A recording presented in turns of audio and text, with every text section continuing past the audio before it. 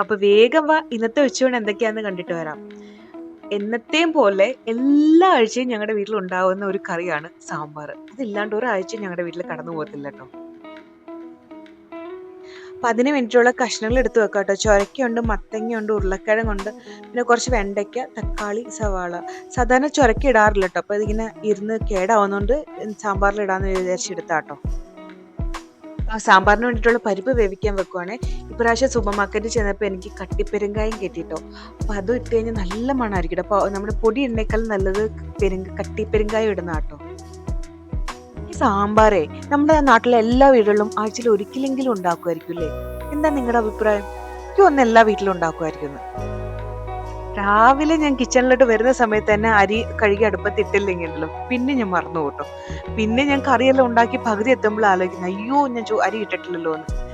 കാരണം എനിക്ക് കുറച്ച് അധികം സമയം എടുക്കും. ഞാൻ ഇലക്ട്രിക് കുക്കറിലാണ് വെക്കുന്നതുകൊണ്ട് എനിക്ക് കുറച്ച് അധികം സമയം എടുക്കട്ടെ ഇത് വേവാൻ.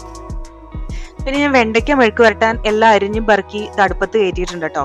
അപ്പോൾ ഇത് പതുക്കെ ഇരുന്നൊന്ന് മുരിഞ്ഞു വരട്ടെ.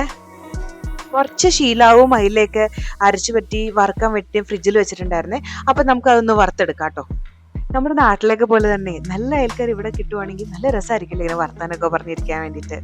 അങ്ങനെ ഞങ്ങള് ഗോസിപ്പും പല കഥകളും ഒക്കെ ഇങ്ങനെ ഷെയർ ചെയ്യും കേട്ടോ. അപ്പൊ അങ്ങനെ ഇരിക്കുമ്പോഴാണ് അടുപ്പത്ത് ഞാൻ ഇങ്ങനെ ഒരു കഥയിൽ ഇങ്ങനെ രസം പിടിച്ചിരിക്കുമ്പോഴാണ് ഞാൻ അടുപ്പത്ത് വെണ്ടയ്ക്ക മെഴുക്ക് വരട്ടാനും മീൻ വറുക്കാനും വെച്ചിട്ടുണ്ടെന്ന് ഓർത്തത്.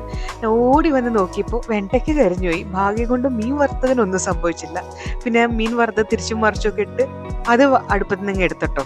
ഇനി ഉണ്ടല്ലോ നമുക്ക് ഈ സാമ്പാർ ഒന്ന് താളിച്ചെടുത്ത് നമ്മൾ ചീരയൊക്കെ ഒന്ന് അരിഞ്ഞ് അതൊന്ന് തോരനോട് വെച്ചെടുത്ത് കഴിഞ്ഞാൽ നമ്മുടെ ഇന്നത്തെ ഉച്ചയോണ് റെഡി ആവും കേട്ടോ. ചീരത്തോരന് വേണ്ടിയിട്ട് ഞാൻ കുറച്ച് തേങ്ങ, പച്ചമുളക്, കുഞ്ഞുള്ളി, വെളുത്തുള്ളി എല്ലാം കൂടി മിക്സിയിലിട്ട് ഒന്ന് ക്രഷ് ചെയ്തെടുക്കുക. എന്നിട്ട് അതൊന്ന് എണ്ണയിലൊന്ന് ജസ്റ്റ് ഒന്ന് പച്ചമണം മാറുന്നവരെ ഇളക്കിയിട്ട് പിന്നെ ചീര ഇട്ട് കൊടുത്ത് അത് പിന്നെ അങ്ങ് അടച്ചു വെച്ച് അങ്ങ് വേവിച്ചെടുക്കത്തേ ഉള്ളൂ കേട്ടോ. അപ്പം നമ്മുടെ ഉച്ചയൂണായിട്ടോ. അപ്പം നല്ല ചൂട് ചോറും അതിലോട്ട് ഇങ്ങനെ സാമ്പാർ, കുറച്ചധികം സാമ്പാറും, പിന്നെ ഞാൻ കുറച്ച് വെണ്ടയ്ക്ക മെഴുക്കുവരട്ടി എടുക്കുന്നുണ്ട്, പിന്നെ കുറച്ച് ചീരത്തോരൻ, പിന്നെ ഒരു പീസ് മീൻ വറുത്തതും എല്ലാം കൂടി ആയിട്ട് ഇന്നത്തെ ഉച്ചയൂണ് അടിപൊളിയാണ് കേട്ടോ.